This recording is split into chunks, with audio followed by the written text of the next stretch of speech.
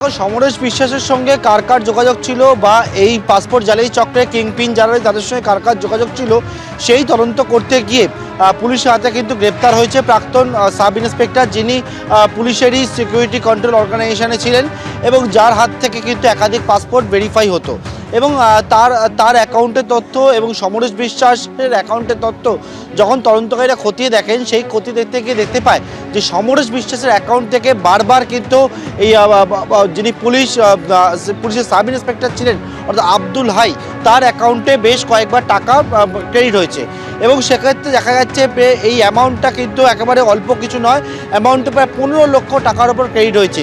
যেমনটা জানা যাচ্ছে এবং তদন্তকারী তদন্ত জানতে পেরেছেন যে গোটা বিষয় কিন্তু একটা যে চক্র কাজ করছিল, সেই চক্র পুরোটা প্যাকেজে কাজ করতো।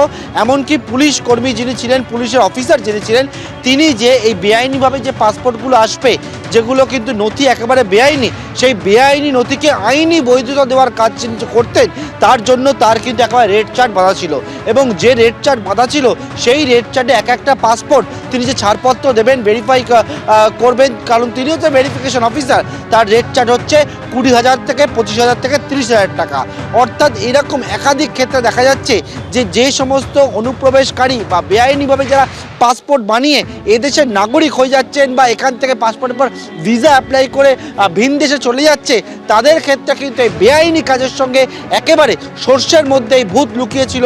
খোদ পুলিশের যে দপ্তর রয়েছে, অফিস রয়েছে সিকিউরিটি কন্ট্রোল অর্গানাইজেশনে, সেখানে বসেই কিন্তু এই কাজটা করা হয়েছে বলে তদন্তে উঠে এসছে এবং গোটা বিষয়ের পরিপ্রেক্ষিতে এখন যেটা গোয়েন্দাদের ভাবাচ্ছে, একদিকে বর্তমানে পরিপ্রেক্ষিত যেটা রয়েছে বাংলাদেশের, একদিকে জঙ্গিদের যেরকম অনুপ্রবেশের পরবর্তীকালে একাধিক তথ্য চলে আসছে, তার পাশাপাশি এইরকম কতজন অনুপ্রবেশকারী রয়েছেন, তারা কোথায় কীভাবে এসেছিলেন, তারা এখন বর্তমানে কি অবস্থান তাদের, সেটা জানাটা অত্যন্ত প্রয়োজন গোয়েন্দাদের কাছে এবং সেটার জন্য বেআইনিভাবে যারা পাসপোর্ট ইস্যু করেছিল তাদের সম্পর্কিত তথ্য জানার জন্য সংশ্লিষ্ট দপ্তরের কাছেও চিঠি পাঠিয়েছে লালবাজার গোয়েন্দারা, তেমনটা আমরা সূত্র মারফত জানতে পারছি। দেবস্মিতা, ধন্যবাদ পার্থ।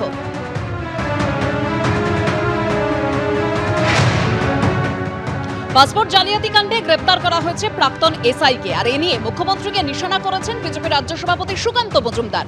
তিনি বলছেন যে রাজ্যের ব্যর্থ মুখ্যমন্ত্রী প্রশাসনকে ব্যবহার করেছে, দুর্নীতিতে জড়িয়ে ফেলেছেন, সরকারি পৃষ্ঠপোষকতায় অনুপ্রবেশে মদত দেওয়া হয়েছে। মুখ্যমন্ত্রী এ বিষয়ে কর্ণপাত করেননি। চাপে পড়ে পুলিশ এখন প্রাক্তন কর্মকর্তাদের গ্রেপ্তার করতে বাধ্য হচ্ছে। মুখ্যমন্ত্রীর গোয়েন্দা সংস্থাগুলি হঠাৎ জেগে উঠেছে। অনুপ্রবেশের মাধ্যমে ভোট ব্যাংক সুরক্ষিত রাখতে চান মমতা দি। কি বলেছেন সুকান্ত মজুমদার, শোনাবো।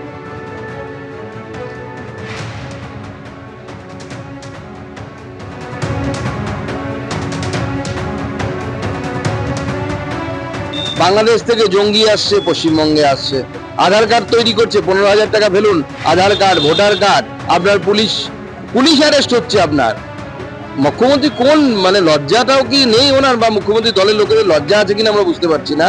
যেখানে আপনার পুলিশের প্রাক্তন একজন অফিসারকে অ্যারেস্ট করেছে, একজন থানার প্রধানকে অ্যারেস্ট করেছে, আইসিকে অ্যারেস্ট করেছে, প্রাক্তন আইসি সামথিং হাই, আমি তার নামটা বলছি না, কিন্তু এটা দুর্ভাগ্যের যে নিজেদের ব্যর্থতা ঢাকার জন্য আপনি অন্যের দোষ দেখছেন। মমতা বন্দ্যোপাধ্যায় তার সরকার এটাই পারে, যা কিছু বামফ্রন্ট দায়ী আর মোদি দায়ী, আর উনি কোনো কিছু করবেন না।